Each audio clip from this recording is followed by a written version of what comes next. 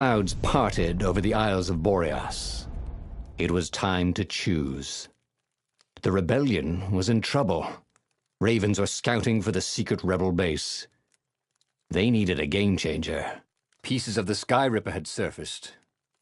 Renato knew that using it could go catastrophically wrong, but he was sure he could figure out how to use it safely.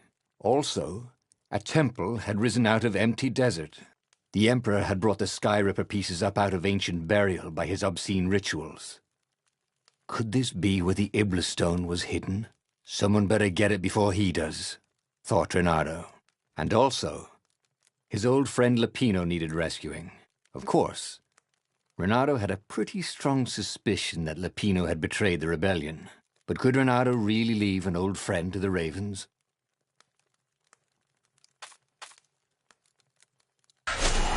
The island was windswept desert.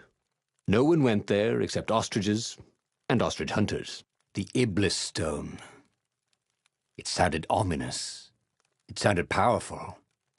If the Emperor was searching for it, it must be dangerous. And so, Renato went ostrich hunting.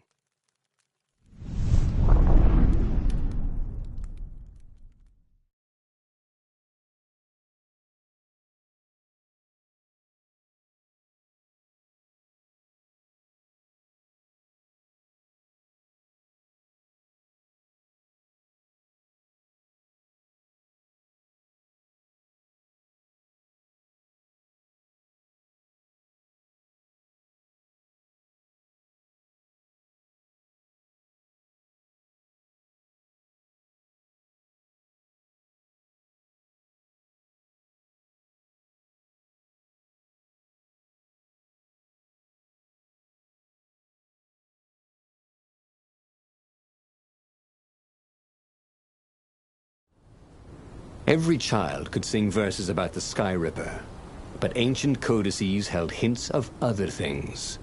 A stone that ate souls, a ruby that drank blood, a jewel only a righteous man could give away. Were all these things the Iblis stone? Long hidden in a buried temple, another ancient item that was only resurfacing now, drawn up from the deeps by the Emperor's horrific rituals?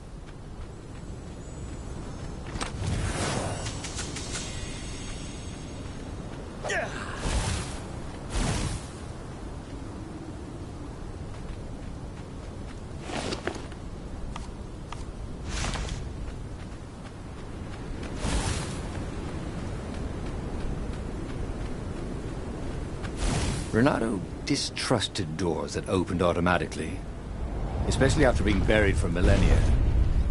Was this some sort of trap?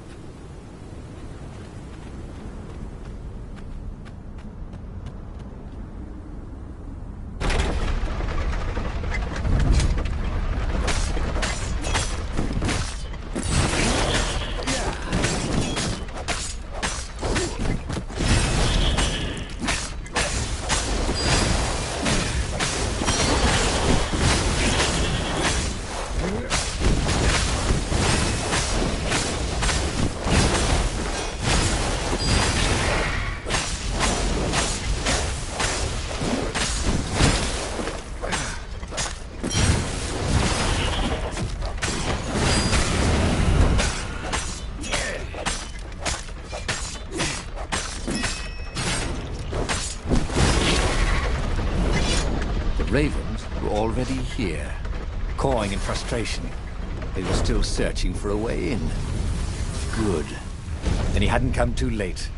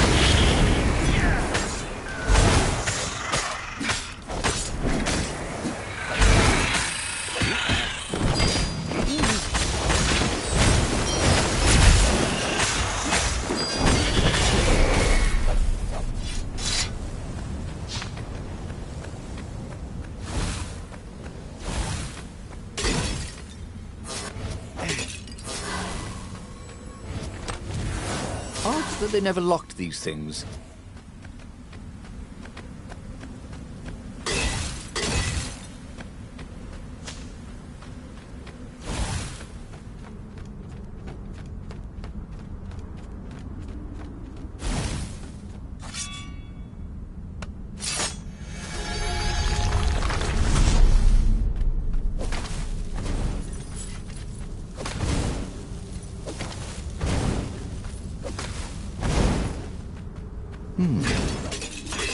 Hero wall, hero sword, firewall, fire extinguisher.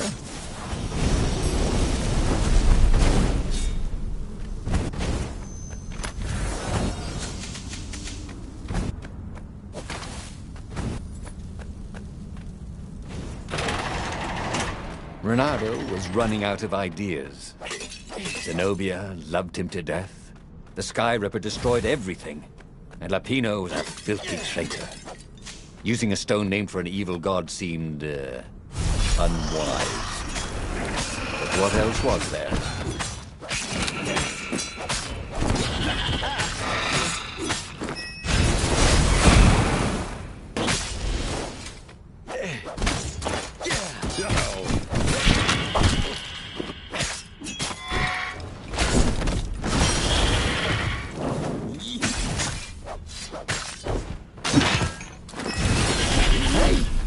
Where'd all the ravens go?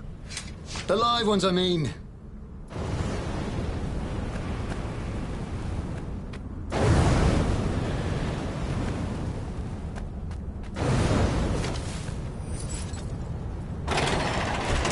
The ravens at least could not get past this point. Obviously, the temple builders knew how to deal with tomb raiders.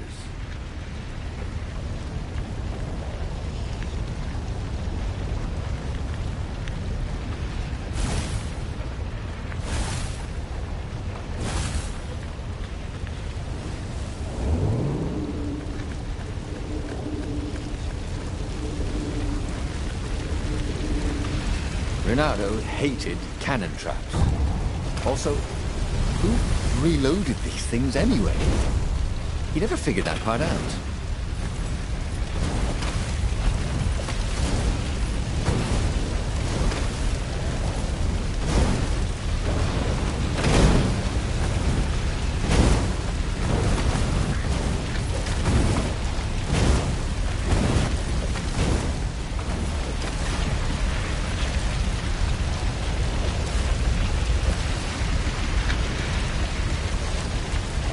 It was a stone of the purest blackness. It reflected no light, like a void made solid. Nervous, he picked it up. I can make you mighty. Who said that? Give me blood. It was the stone. Eager, thirsty. Kill the Emperor's daughter.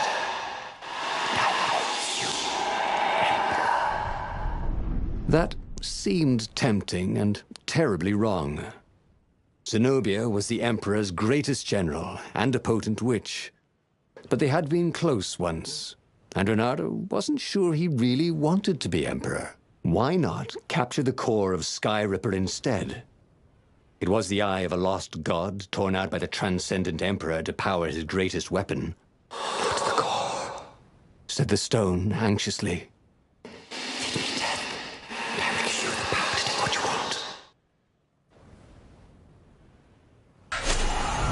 Was he listening to a talking rock? Ah, but the rock had a point.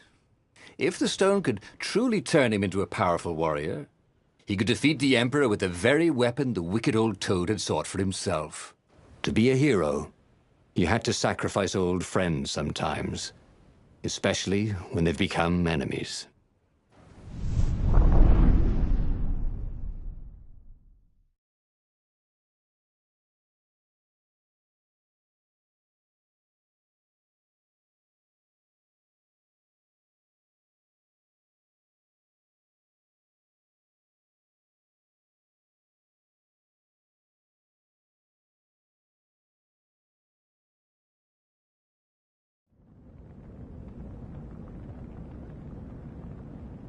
As he placed the impossibly black crystal in his gauntlet, Renato had a sudden vision. Charred fields covered in dead ravens below a black sun. Was it the time of the lost gods before the transcendent emperor? Was it the future? Feed these souls, it whispered. Take the power. He could feel the stone's hunger for souls, its thirst for blood. All right, I get it. This was going to be interesting.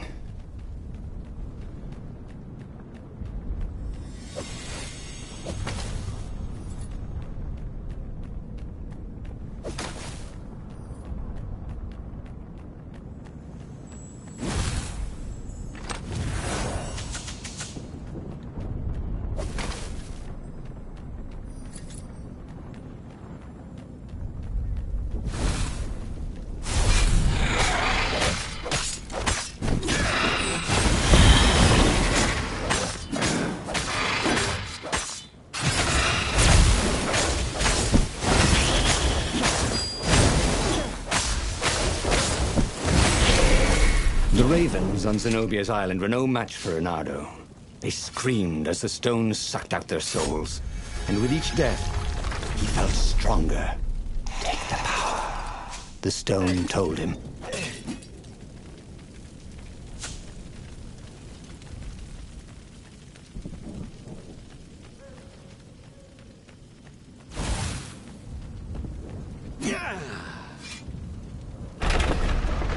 He couldn't do worse with Zenobia than he'd done with the core, could he?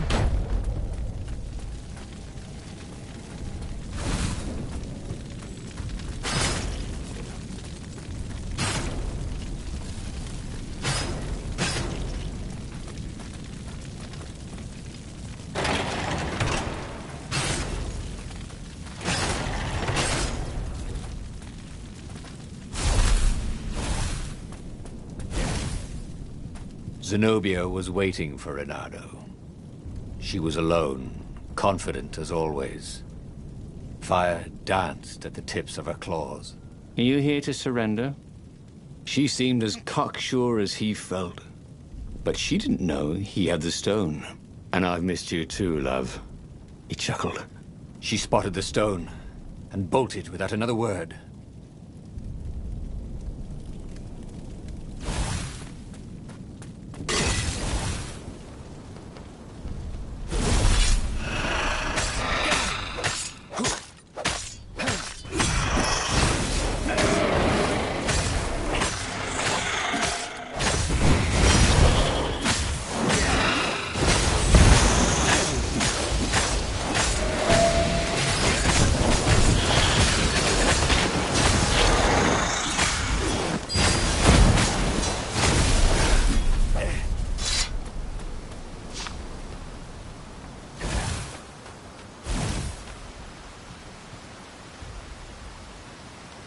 Finally, Renato caught up to her. He had never seen her scared before. At school, she'd been the determined, brave one. Now her eyes were wide, frightened. He didn't like seeing her this way. Kill her, whispered the stone. You cannot win your rebellion without it. Please. No, said Zenobia. Not that way. Oh, they had been so close once. Could he really feed her soul to his demonic gem? But if he spared her, he would not get the full power of the stone. Oh, how could he be the hero he wanted to be? With a flick of his wrist, he slashed Zenobia's throat. Her eyes widened even more. And then the light went out of them. Renato felt amazing. Power was rushing into him like water from a burst dam. Oh, such brilliance, exulted the Iblis stone. Tasty. He felt a bit bad about killing her. He was pretty sure she still loved him. But needs must when the devil drives. Renato returned to the Farfarer and set a course for the Nexus. The Empire had a communication outpost there. He could call the Emperor directly. It was time to seize the outpost and let the Emperor know what he had done.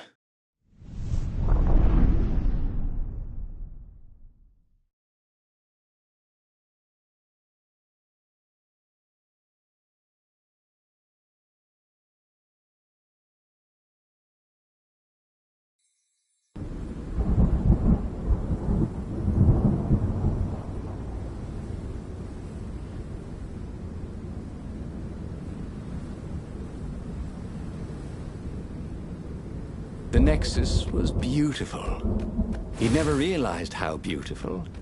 Everything glowed. The wind was so sweet. The sun so soft. The stones so warm. The black raven feathers.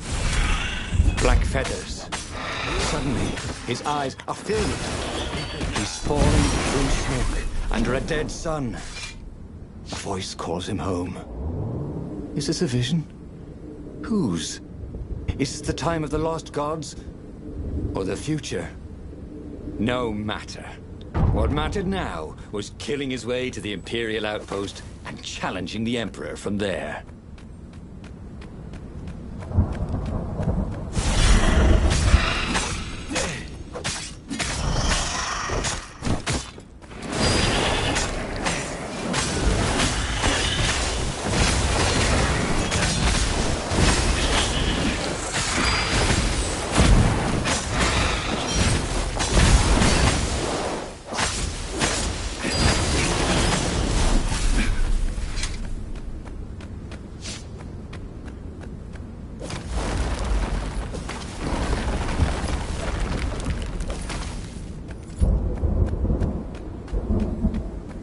Up ahead was Lapino. What was he doing here? Bernardo! Hey, buddy! Hey there, old buddy! Please don't kill me!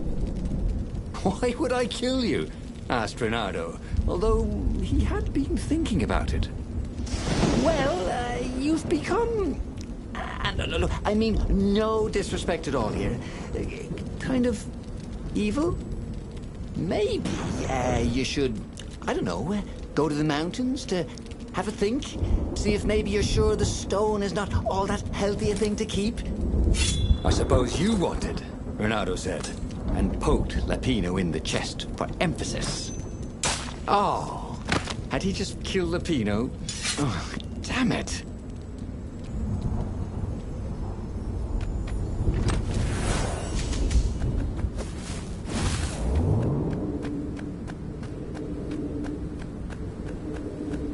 Go to the outpost, use their far speaker, tell the Emperor what he'd done, and then he'd go to the secret rebel base, let them know he was ready to lead them to victory.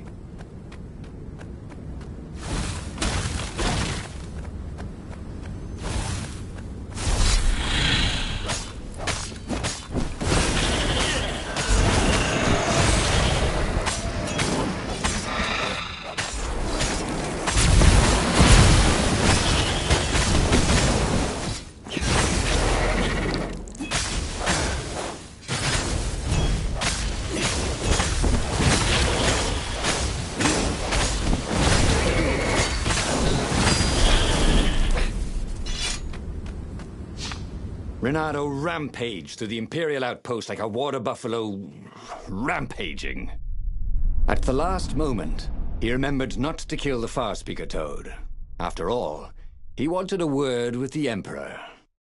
But there was only silence. Ha ha! The Emperor was scared, like little girl.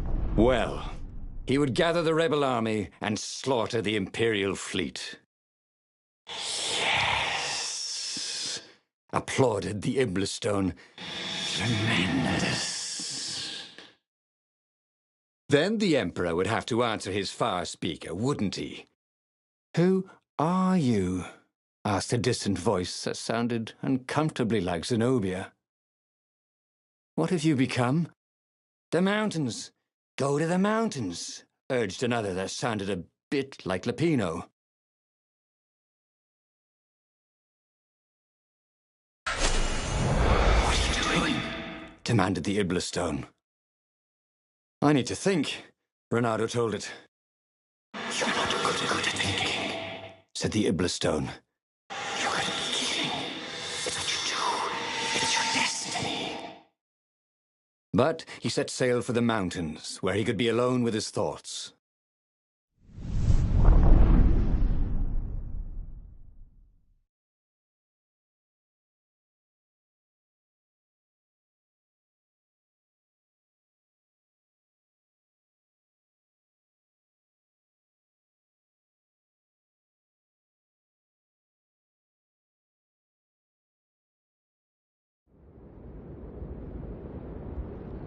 Why were there Raven Scouts here in the empty mountains? Was there nowhere he could find peace and quiet? There were other ravens here too. Shadowy ones, transparent, lining the path. Ghosts. They cawed as he passed, but they didn't try to stop him. Spectators. Had he really killed that many ravens?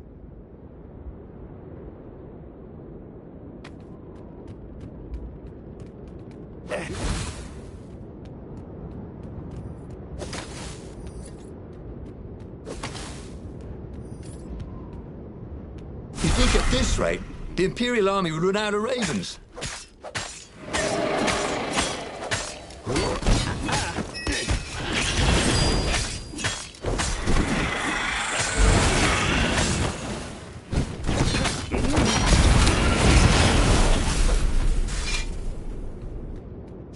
Then he saw her. Zenobia. She was a ghost too. She ran off when she saw him. How could a ghost be afraid? He followed her. He had to.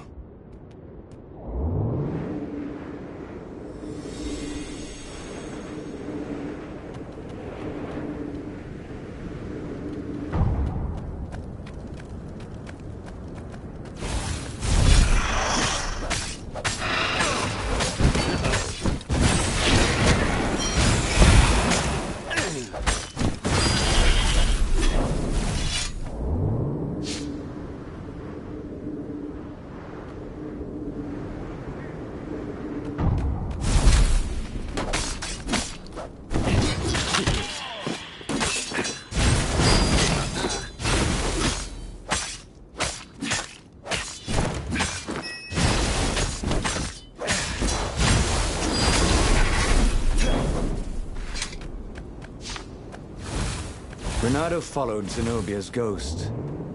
Had he gone mad, seeing ghosts? Was she running from him or leading him somewhere? He'd come here to be alone, but he'd never been less alone in his life. Every raven he had slain haunted these rocks. Was this who he was? A killer. He was terribly good at killing. He was an adventurer. Or was that just another word for killer? Whispered the stone. It is what you are master of. Embrace this destiny.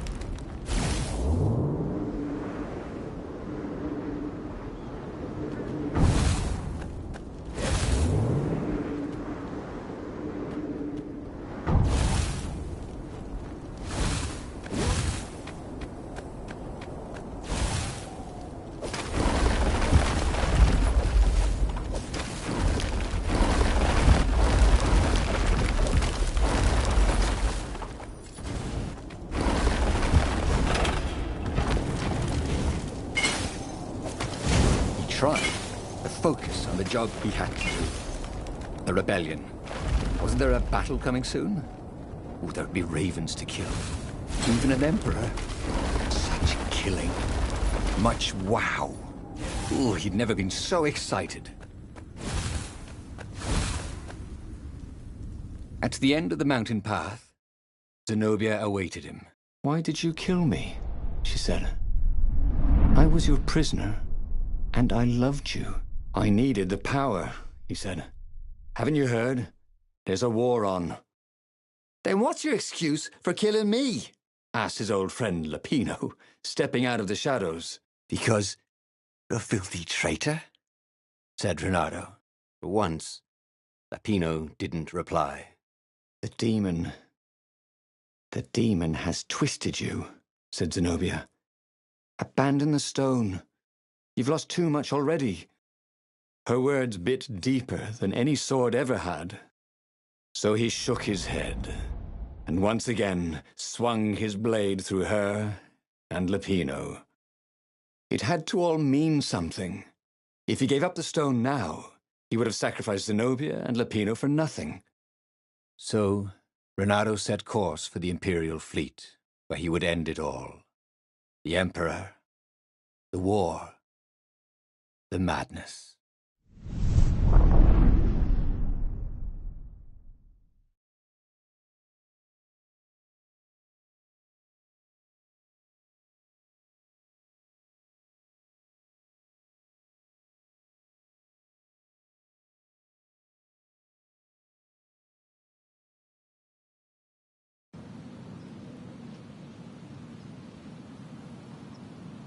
Renato boarded an Imperial ship.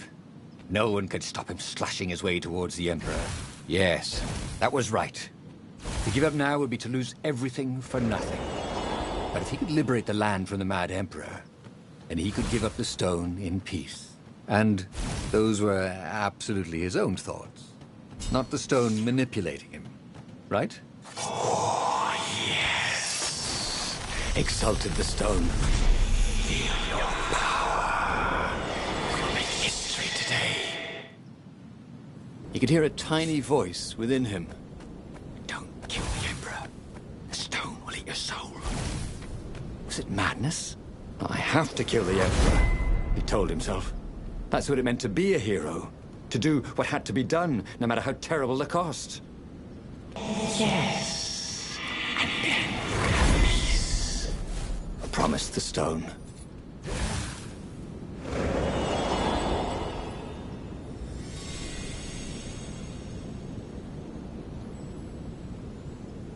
The tiny voice, whatever it was silent. He couldn't see ghosts around him, but he could feel them. If he gave up now, they would be angry. They would have all died for nothing. Who could give up this kind of power? Could anyone? He was just a fox with a talent for swordplay. How had this burden come to him? The Emperor offered the sword. Peace. Yes, peace. That is what he wanted.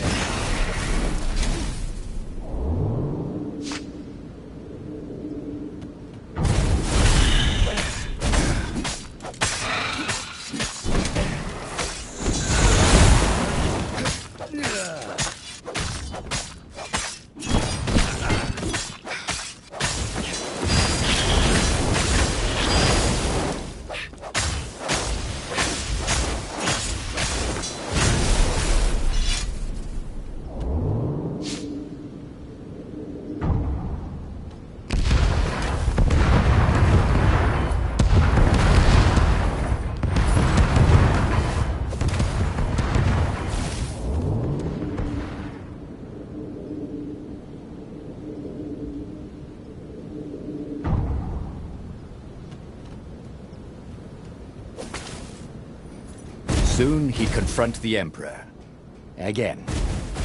This time, he'd make an end of him. He'd screwed up last time, but he had a good feeling about this time.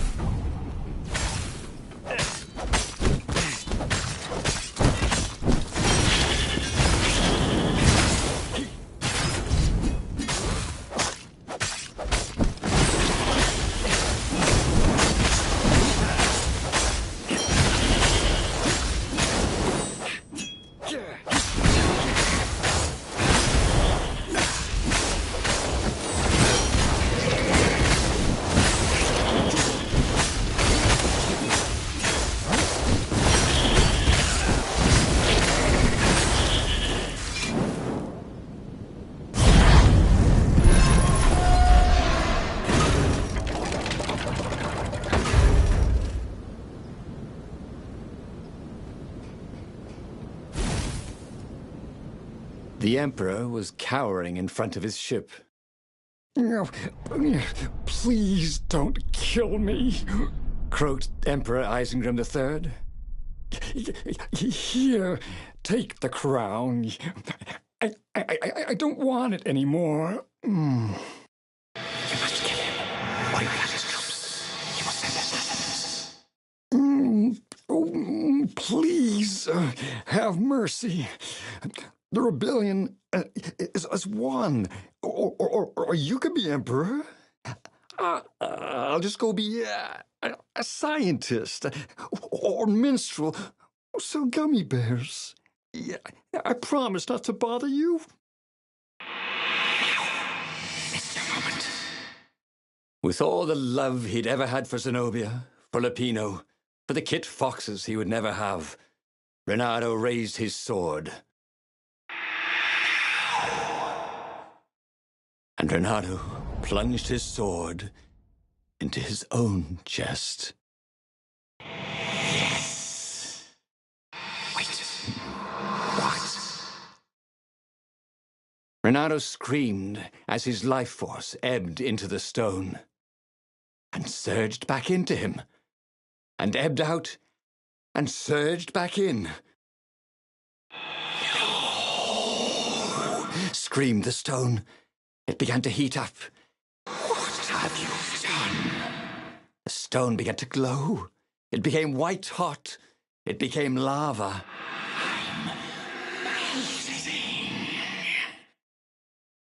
Nice knowing you, said Reynardo, as the lava ran like butter, and he died. He should go back to some of the choices he'd faced before. Maybe there were new paths that had opened up, like those doors he was opening up all over the map that took him to new treasures and around his enemies. But he'd learned another true thing. The Iblis Stone was evil. It would try to corrupt anyone who used it.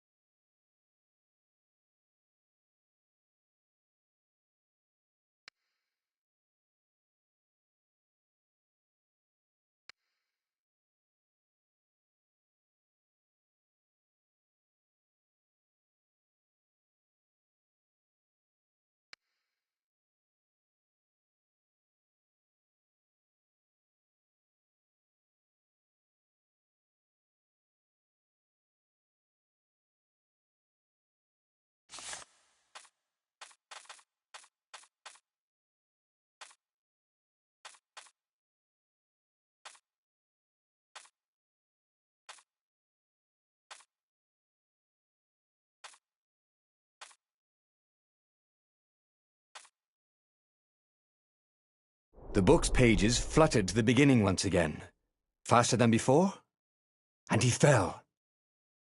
The clouds parted over the Isles of Boreas. It was time to choose. The rebellion was in trouble. Ravens were scouting for the secret rebel